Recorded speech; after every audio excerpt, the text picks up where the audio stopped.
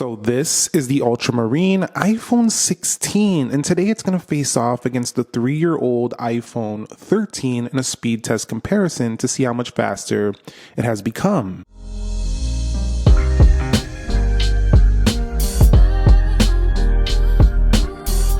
So what is up, guys? Nick here, helping you to master your technology, and welcome to my iPhone 16 versus my iPhone 13 speed test. Let's begin with a boot up in 3, 2, go, and see which one could get there first. Now, we are looking at a very powerful Apple A18 chipset, and that's going to face off against the A15 Bionic over here on the right. 4 gigabytes of RAM, but that doubles here on the iPhone 16 to 8 gigabytes of RAM. So I do think Apple's having another iPhone 13-like year, but the iPhone 13 says, shut your mouth, Nick. Not today. I'm booting up first. So a little bit shocking there. The iPhone 13 actually booted up faster than the iPhone 16, and it's an older device. That doesn't mean it's a faster phone. We'll see how it goes, but no real increase there to the iPhone 16, but there's a lot of other areas. It's definitely a big upgrade. All right, and when it comes to Face ID, all you have to do is raise to wake and swipe right in. So a very fast affair here. Sometimes it doesn't work if it's not like the sensor's not down, but definitely you can see it on pretty much any real hard angles. It does pretty good in most respects. So a very convenient, fast way to unlock. But the iPhone 13 already had that, and the speed of it is also identical. Although the notch versus dynamic island definitely looks a little bit dated because Apple created the dynamic island, so this just now looks a little bit older. But it doesn't look too old because MacBooks still have the notch on board. No dynamic island on those. And you'll see right there, unlocking speed about the same. Also, because Apple decided to not put a 120 hertz or a 90 hertz refresh rate panel on here, one promotion, have you, the actual scrolling between these two phones feels perfectly the same. So it's like there's no real change there. You will be going to a nicer build here on the iPhone 16. It's lighter, it's smoother. It is a little more slipperier though, I will say that. You also get the camera capture button, the action button, and some zingy new colors, teal, ultramarine. But overall, just kind of swiping through iOS 18 doesn't really show me any real differences across the board, which is a good thing if you have the 13, you love your 13, you want it to feel as smooth. That's pretty much certainly true. And confirming here, we are on the same software version, iOS 18 22A3354. So this is the latest official version with iOS 18.1 likely coming in a week or two. Right, so here we are at the app launch portion of the speed test. Let's go ahead and begin with calendar. And you can see not, of course, in the basic apps, we don't see a massive difference whatsoever. I was noticing, because I usually pre-test these before I make the videos, I was noticing some hiccups on the 13, so I wonder if that'll be apparent in this video. But you'll see we have the history right here, and then we also do have like the math notes over here, which is pretty cool. So definitely both of them get those same features, which is nice. Let's go into weather. A little faster on the left, so a little bit quicker there. We'll swipe up out of there. And news, and that one's going to the left. I would like to state though that I really wish they would have put a promotion, just because it would have made this phone feel even more upgraded over the 13. But when you are actually in app and you're just reading an article or whatever, it just really doesn't make a massive difference here. The dynamic island doesn't really change much either because they're kind of in the same location in terms of reading. Let's go into App Store, and they both have the same size screens, but that one's a little snappier on the left for sure. We'll go to apps, and faster again on the left. So the iPhone 16 is starting to pull ahead. Let's go down and we'll look at this app right here, and you'll see both of them loaded that up just fine. And we'll head up out of there. Now, if you would have had the 120 hertz, that was about the same. I think maybe on the left, OnePlus Open Apex. I like that phone. That's a great phone. I actually have it right here. But when you're going into the applications and just launching in day to day, the iPhone 16 should give you a little more snappiness just because it's got a higher clock CPU. But I think that if we had the promotion, we would have seen the animations when coming in and out of apps look a little smoother, especially in the scrolling too. But we don't really see that much of a difference there. Let's go into YouTube. So I do think you're going to want to look for other changes when doing this upgrade, such as the, hold on, let's go over here to the trend tab, such as the camera improvements, the battery improvements, and such, because performance wise, and also the RAM, I will give it that. Reloading, some apps could crash here and there. 4 gigs of RAM is starting to feel a lot bit long in the tooth.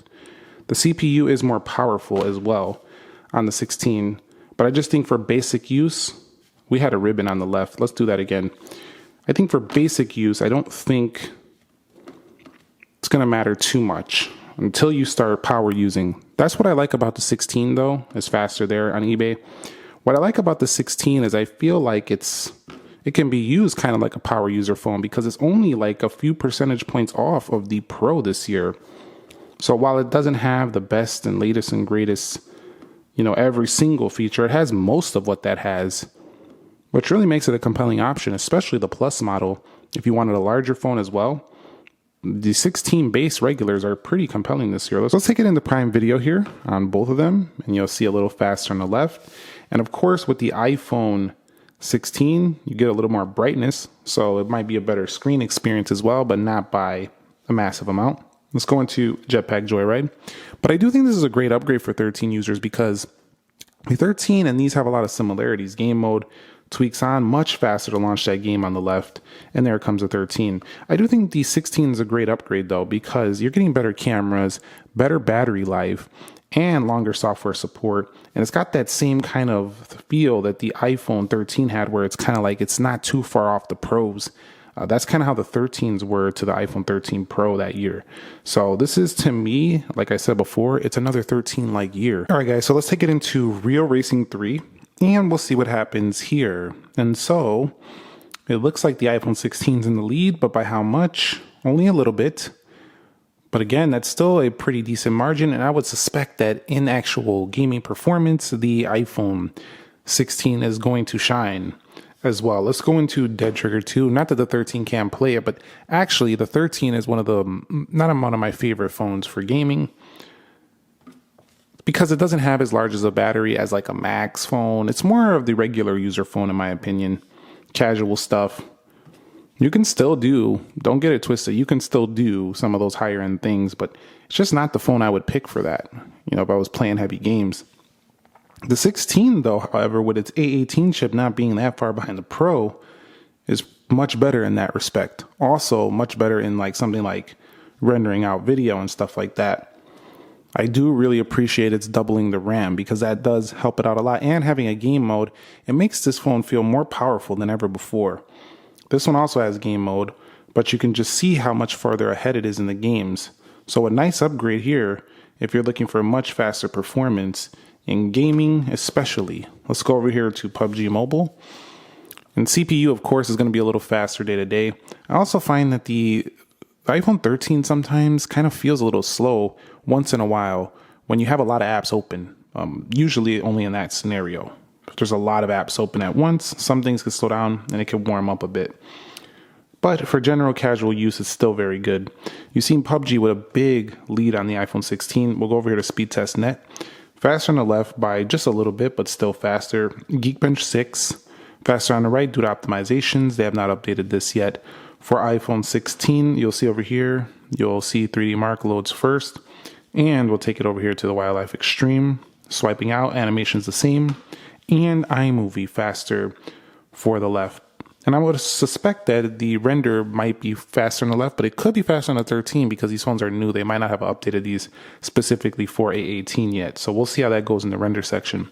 But overall, I would say that the 16, all these little minor loads in the main apps probably wouldn't make a big difference, but it all adds up day to day to accumulate to a faster experience. And then when you add in all the games, which is really where they show their power, all of those were launching far faster, which require a little bit more demanding power.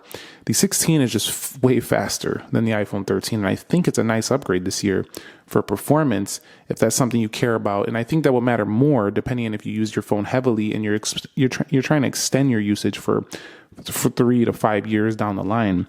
The 16 is a wise upgrade, especially if you're trading your 13, get a discount, or you find this discount it or you could trade in another phone, this is a good upgrade, I would say. All right, so let's go ahead and take it through the RAM management. And you notice I said it would have been a really good, it's a good upgrade, but it would have been a great upgrade with the ProMotion display.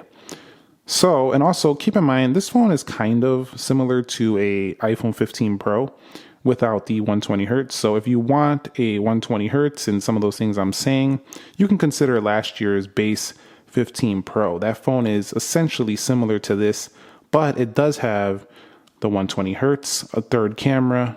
You'll see right there. It doesn't have the camera capture button, but it does have an action button. You can see nothing reloading with the 8 gigs of RAM. This brings us more in line with a Pro phone when it comes to the RAM management. So a very big thumbs up here for the iPhone 16. And checking the RAM management here for the iPhone 13, you're going to see very good so far.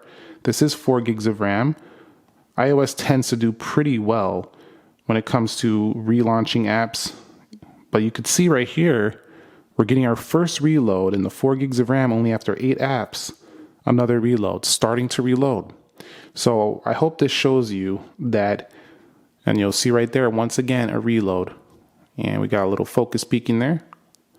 Let's go ahead and swipe up out of there and we'll go into Prime Video. And you'll see things are starting to slow way down here for the 13. Yeah, we're essentially waiting for few of these apps. Now, some of these up here were still held, but quite a few App Store with a reload. News was held fine, and even weather had to reload. You see, none of this happened on the iPhone 16. So a massive leap there with that RAM, and it showcases it here. I hope you've seen that there, that you're going to see some drastic differences when it comes to going back through apps, multitasking, heavier usage on your iPhone 16. It's a big update there. Here are some of the final results we're going to get on Geekbench 6, and you'll see that we have over 1,000 points better there on the left. And the single core, that's just a single core, it's more than 1,000 points. And then 2,000 points more on the multi-core. So this 3-year change is pretty substantial. Also, the iPhone 16, as you can see, has thinner bezels and also better heat management, as the iPhone 13 also has a less bright display. As you might have seen, I had to brighten it up just to match that of the iPhone 16. So a massive jump here in the Geekbench scores as well. So definitely, if you're looking for a more powerful phone, I'm hoping that this is showcasing it. I think that all the other upgrades that come with this phone, plus the CPU, I think you're doing pretty decent upgrade. The only way I would recommend going to the 17 is if you want a radical look difference. If you want a bigger change in the looks department, that's probably next year, but that's still very far off. So we don't know how much of a difference it's going to look like. And here's our Wildlife Extreme scores, and you could see 3,991 on the left versus 2,283 on the right. And you'll see our average frame rate is actually 10 FPS higher. Also, you'll see that the iPhone 16 can score better than 87% of devices versus 46 on the iPhone 13. So this is a huge upgrade for you even here. The average frame rates on the lowest frame rate 15, on the highest over there we did see 30, but the highest frame rate is almost the lowest on the 16. So gaming, in actual gaming graphics, is going to be substantially better as well on the iPhone 16 versus the 13. I think it's time for a heat check. Let's see how warm these phones are. They have been running for a bit. Got my thermometer here, and this one's staying pretty decent. Its highest temperature was 99.3. Looks like it's up at the top, 100 degrees. So up in this area by the camera, definitely where it gets the most toasty for the iPhone. Not that bad, 16 at 100 degrees. That's, after all that usage, not horrible. You could see that the iPhone 13 running similarly, 101 it maxed out at. So not too much warmer to touch, 100, 101. So this is not a drastic difference so far in the heat, but that's good because neither of these are getting as toasty as like the 15 Pro or the 16 Pro Max and the 16 Pro. All right, so here we are now in iMovie, and you see as we scrub through the timeline, no major issues. Let's go ahead and add, or not there, let's go ahead and see if we go ahead and split the clip. We'll see no major difference. Let's do another split right here. And let's see, play. So both of them do have, aluminum built. You'll see there's no real differences or problems with either of these. And we'll go ahead and, how about we apply a filter here?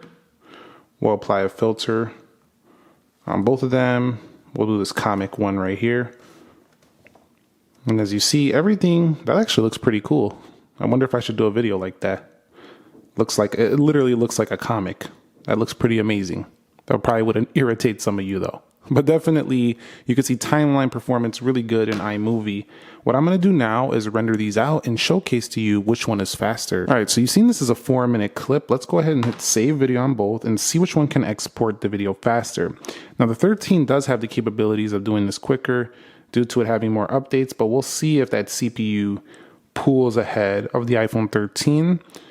Is what you would expect because of the newer phone, but sometimes these apps are more optimized for the older phone because they've been out longer. So if that does happen, that's probably why. But I'll be back when they're done exporting. So as expected, the iPhone 13 was able to render this video quicker. I would assume it would lose if I had a longer clip, but again, like I say, the updates have been in, and I'm not making excuses. I'll give that to the 13, but that shows how well optimized the iMovie application is. Both of them do render out videos pretty darn quickly though. So you could still do some good tasks on the older phone, but you did see in other areas that the iPhone 16 was quicker. And one last area, let's go ahead and launch the cameras here in 3, 2, go. And you could see that first launch was faster on the iPhone 13, 3, 2, go. And you could see maybe the 13, it's probably because it's loading the macro on the left. And you'll see much more zoom versus this weaker 5x. So I really didn't like the zoom on the 13. At least the 16 now has 2 times. It does crop in on the sensor and 10x. So this is more like iPhone 10 in zoom, which is nice, plus an ultra wide. So the camera is probably enough for the majority of users on a 16. I think it's funny though that you can launch this camera here. You could launch it with the action button. You could take a photo with the volume rockers with this part. Like there's so many ways to use this camera as a camera, just to take a photo, same thing, same action. But wrapping it up here, the iPhone 16, should you do the upgrade in terms of performance? I think this video showed yes. Not only are you getting better battery, you're getting a new design, a lighter build, more comfortable to hold, longer software support now that this one is aging, and you do get a faster performer pretty much around the board. So the iPhone 16 is a good update from the 13.